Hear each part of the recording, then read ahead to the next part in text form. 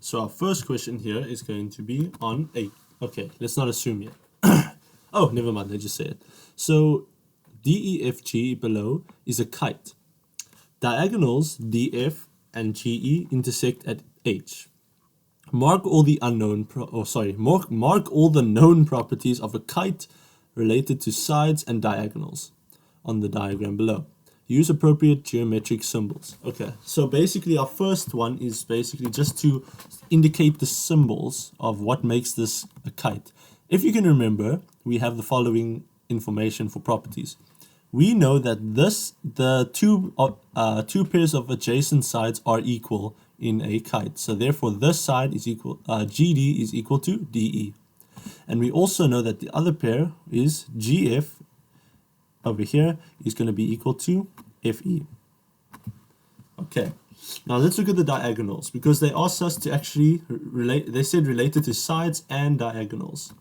So we did the sides, we actually haven't done all the sides, but related to the diagonals though, we can clearly see that because the line DF bisects the line GHE, this line over here is going to be equal to this line over here. So GH is going to be equal to HE.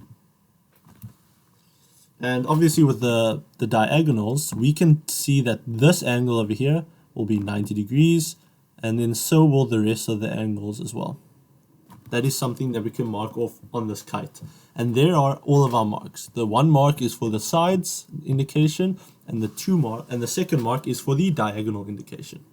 Okay, so 3.3, we are asked a very interesting question, which I think is very a little bit more challenging side, but it's also not that bad if you know what to do.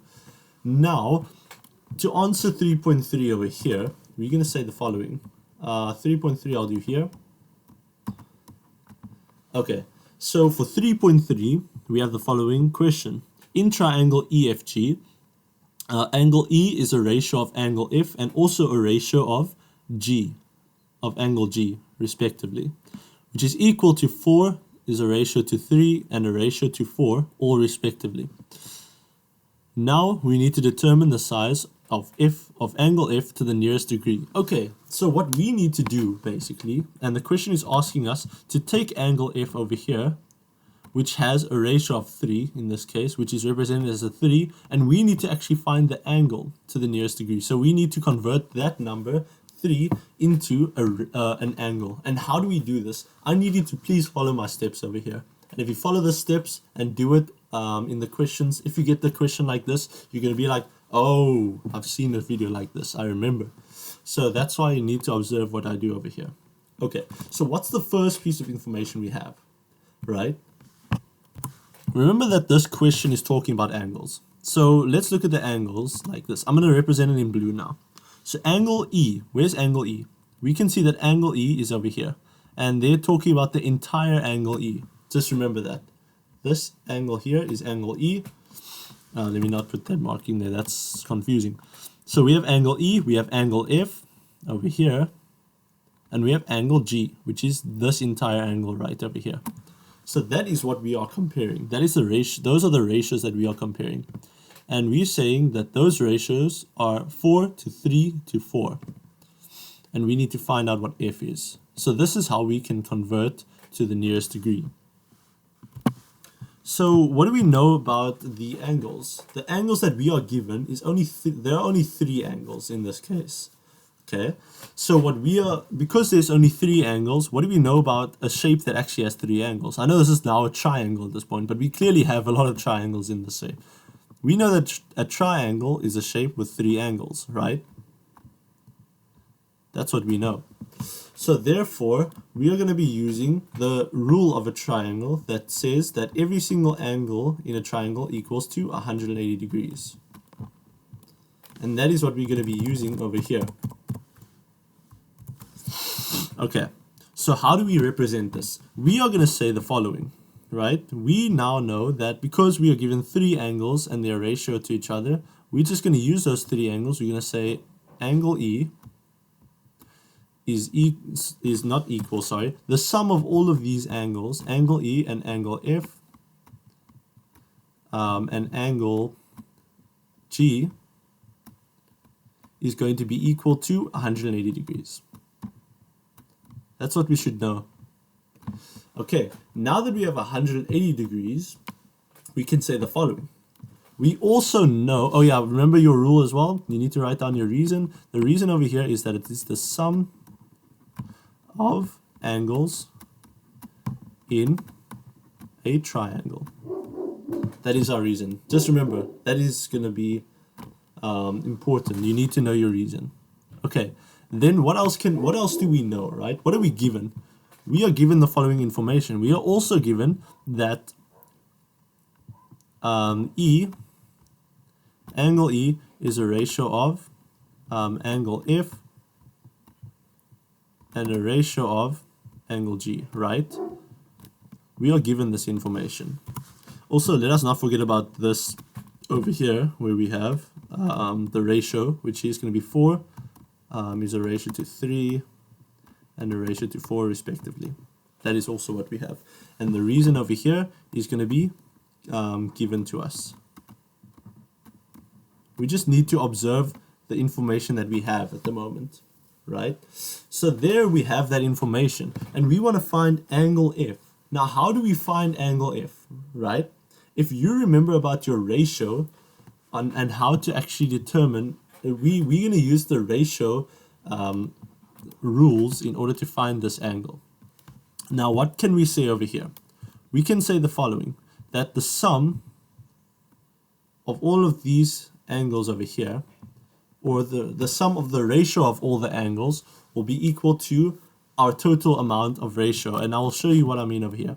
We have E, angle E is 4, and then we have plus 3, angle F is going to be 3, and then angle G is equal to 4.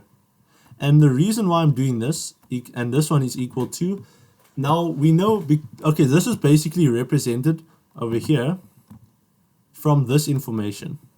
All of this stuff over here is represented from that information there, the E plus F plus G. But the 180 degrees, how do we represent that? Remember, the sum of those angles is equal to the total angle.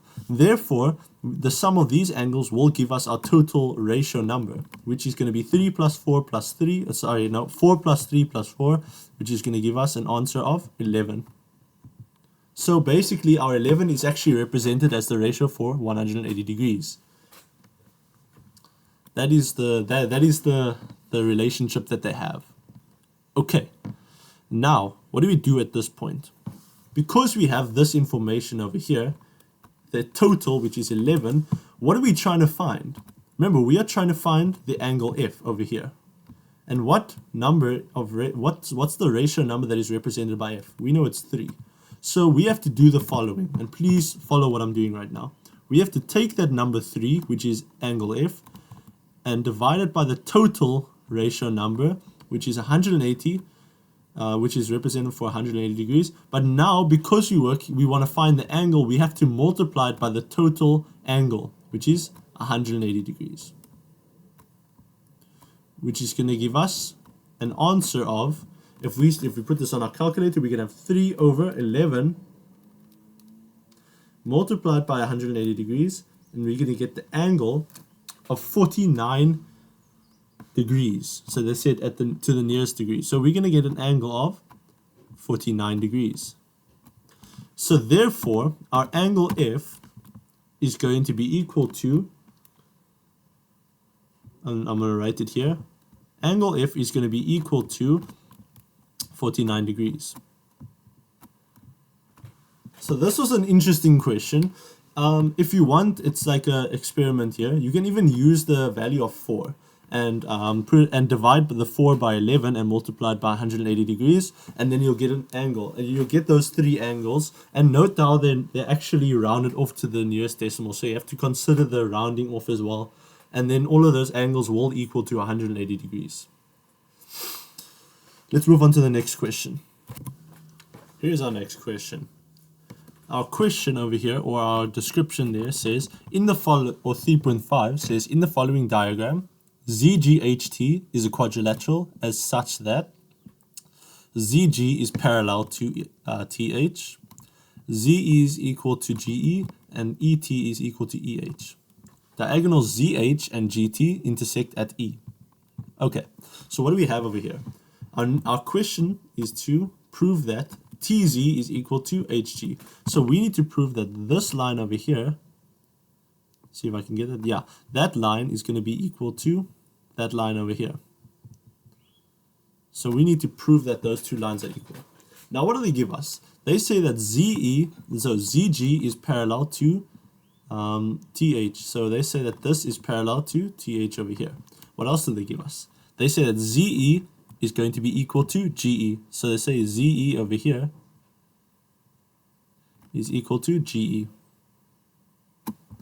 And then they also say that ET over here is going to be equal to EH, which is over here. Okay, so what are we going to do at this point? Remember that they gave us that information, and now we need to prove that this ZT is going to be the same as this side over here. Now we can see that there is some type of pattern here, right? We can see that we have two triangles that they are basically pointing out to us over here. Obviously the information over here, it says diagonal ZH and GT, which is our diagonals, are just underlined as well. It's also like highlighted. Intersect at E. They're basically just saying that they intersect such that there's a point E, basically, an angle E. Okay, so how do we start here? What we want to prove over here is that this side is going to be the same as this side. So as you can see, what we are trying to do over here is that we need to prove that those two are equal, right? But what are we going to do in order to do that? So as you can see, right, we can clearly see that we have a triangle that has two, it's a triangle where we have two sides over here that are equal to each other. Then these two sides are equal to each other. And then we want to prove that these sides are equal to each other. So if you don't agree, we're going to use either similarity or congruency to actually answer this one. But which one are we going to use first? That's the thing. What other information do we know? Because I want to just point out there's actually more information. Remember that congruency has these three reasons over here. It has side, side, side. I'm just going to write it like this. They also have side angle side. Then they have side angle angle. And then they also have RHS. Now let's eliminate what we're trying to find over here. Because we're trying to prove that the ZT is actually equal to GH, we don't know that information yet. So we can't use the side, side, side yet, because we don't have the information like that. Let's look at RHS, right? We can see that we can't use RHS because we don't have a right angle. And then let's look at side angle angle. We are given that two sides are actually equal to each other. So, but not two angles though. So therefore we can't use this either. The only one we can use is side angle side, because clearly we can actually see the reason why this is actually true, and let me just quickly get to that right there, is because this angle E1 is actually equal to this angle E3 because they're vertically opposite to each other. So there's something that we do know. So therefore we can actually say that these two triangles are congruent to each other. But first we need to show our steps, remember? We're proving. So in this case, how do we start? Remember, when we are doing the congruency, we have to say in triangle, in this case we are dealing with the following triangles over here. In triangle, let's say ZET, let me just get rid of that. In triangle ZET,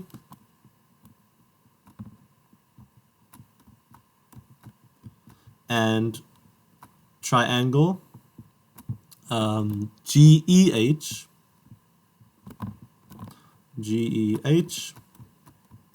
because we're stating which triangles we're working in, and I literally just highlighted both of them over there already.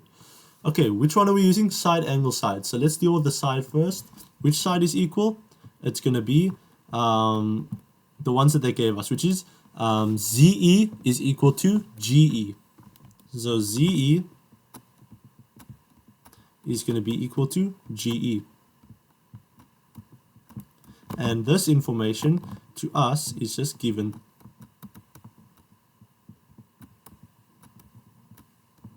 What's our next one? We're going to be looking for the angle. Remember, side, angle, side.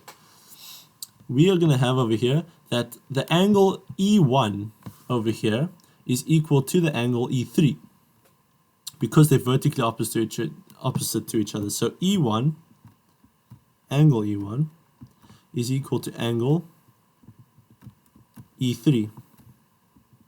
And the reason is that these triangles, or these angles, are actually vertically opposite. So vertically opposite angles are equal. That is the reason we used. And then our third side over here is going to be TE is equal to HE. TE equals to HE. And the reason is that they gave it to us. So we say given. And now, because we have all of those that were proven, we can say that therefore the triangle ZET is going to be congruent. Remember, we use congruency proofs over here. Is congruent to triangle GEH. And now, what else do we see over here? Also, the reason we used was going to be side, angle, side. Okay. Now, what have we answered the question yet? No, we have not. Now we need to prove that TZ is equal to HG. Now, the reason why I actually had to prove that those two triangles were congruent is because we have this. Remember this one over here? This side, side, side. Because they are congruent, the side, side, side will work now. So therefore, this one will actually also be equal to this side over here, because the triangles are congruent. So therefore, now we can actually conclude that therefore the side TZ is equal to HG. So TZ is equal to HG. And the reason that we used over here is that is the side, side, side.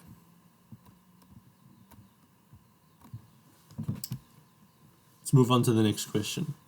I'm going to keep actually looking at the next question here. Let me read this next question here. Using the diagram in question 3.5 above, it is further given that triangle ZGE is similar to triangle THE, such that CE is equal to GE, which is equal to 4 centimeters. So they're giving us information here. They're telling us that these two triangles are actually similar to each other, and they say ZE is equal to GE is equal to 4 centimeters, and ET is equal to HE, which is equal to 6 centimeters, and ZG is equal to 6 centimeters. Use this information to complete the statement or the reason in the table below, and hence calculate the length of HT if HT is equal to X. So we need to find out what HT is, but they tell us that HT can be represented as X in this case.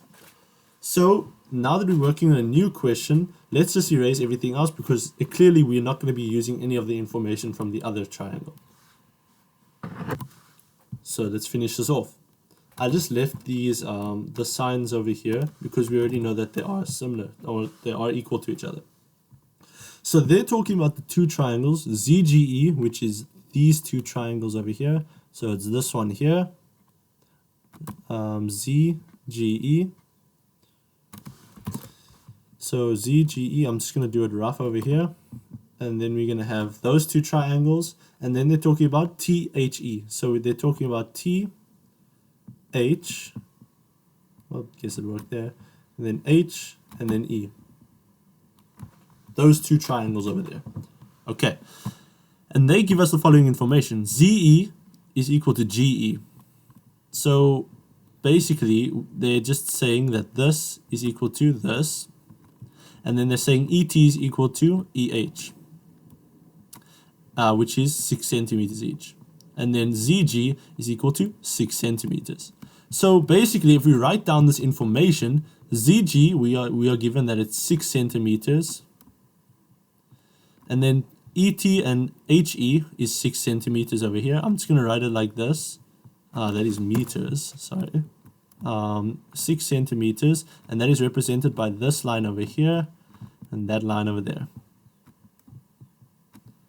And now, we're given that ZE is equal to, ZE and GH are both also equal to 4 centimeters. So I'll write down 4 centimeters over here, which is represented by this line over here and that line over there. Okay, cool. Now, let's do the following over here. I think it's actually better if I just draw out the triangles separately, and then you can actually have a clear picture of what's going on. So let me just do that quickly. So here are the two triangles split up. So the information that we have is obviously that these two lines are, or these two sides are equal to each other, and then these two sides are also equal to each other. Now we can put out the information like this. The ZG is equal to 6 centimeters. And here we are given that this ZE is equal to 4 centimeters, and then we are given that GE is equal to 4 centimeters. Note how for E2 and E4, I wrote it E2, E4 because we are specifically talking about those angles. It may be important, but it may not be important, we don't know. For now here, we are also given that ET is equal to HE, which is going to be equal to 6 centimeters. So we know that this is equal to 6 centimeters, and we know that this is also equal to 6 centimeters. And then we over here say that this HT is given to us as the value of x. We need to solve for x basically. Now, how do we do this? If you can remember, right, we are doing the reverse of the similarity proof. Remember, now we know that these two triangles are similar to each other as given over here. So if you remember from if you looked at the geometry of triangles video, we basically just did, we did the reverse of the proof. So we said the following information over here. We stated which, we said that we actually gave the information that they gave us. We said which triangles were similar to each other. So we said over here that we know that triangle ZGE is going to be similar to triangle THE. And the reason that this is true is that it's given to us. So it is already given to us. And then we say over here, because we know this information, we can take the ratios and we can actually just make them equal to each other, because this is similarity. And we're working with sides in this case, as you can see. We're working with the corresponding sides in proportion for these ones. So we can do the following. Remember our rule over here, or our strategy. The first two letters over the first two letters, which is going to give us our first ratio, which is going to be CG all over TH. Remember, the order is important when you're writing them down, when you're saying they're similar to each other. And that is why it's important, because then you can use this over here. But obviously, once again, it is important. You have to, whether you're doing this or not, the order is really important. Then we know that GE is all over HE. So GE is going to be over HE. And now we see over here that the first and the last letters of the two triangles are going to be over each other. So ZE over TE. So it's going to look like this. ZE over TE. And the reason we used, and remember the reason that we used with sides, is going to be in similarity, corresponding. So corresp sides in proportion. That is our reason that we use over here. Okay, then let's plug in our values from this point. We have ZG is equal to 6 centimeters and TH, which is equal to x. So we can just write over here 6 over x is equal to GE over HE, GE is equal to 4 and HE is equal to 6.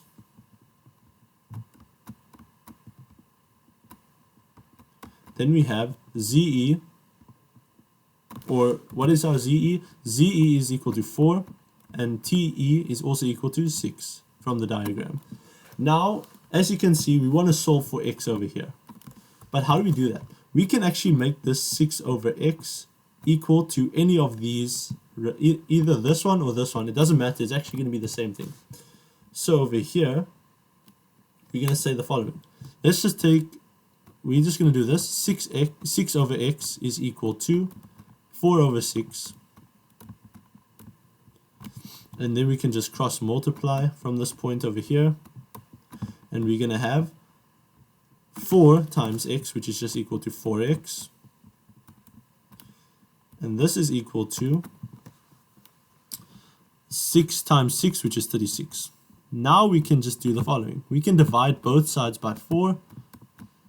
And then we'll get the answer of, well, where these will cancel out. And then x is just going to be equal to 36 over 4, which is just equal to 9. Okay, so our x value is just 9. And is this true though? Let's find out. So over here, right, we want, because these are similar, the 6 over x must actually look the same as 4 over 6 and 4 over 6. So if we do the following, right, we can see over here that with 4 over 6 first over here. So 4 over 6 you can clearly see is not simplified. 4 over 6 can actually be simplified as 2 over 3. And if we substitute the x for 9, we know that 9 is equal to x. So we can say 6 over 9. And that will simplify fully as 2 over 3 as well. So therefore these are the same ratios. Obviously you can write down 6 over 9 as 4 over 6 as well. If you put it in a calculator, you're obviously going to get the direct simplification, which is 2 over 3. But this is how we can solve for x with the similarity.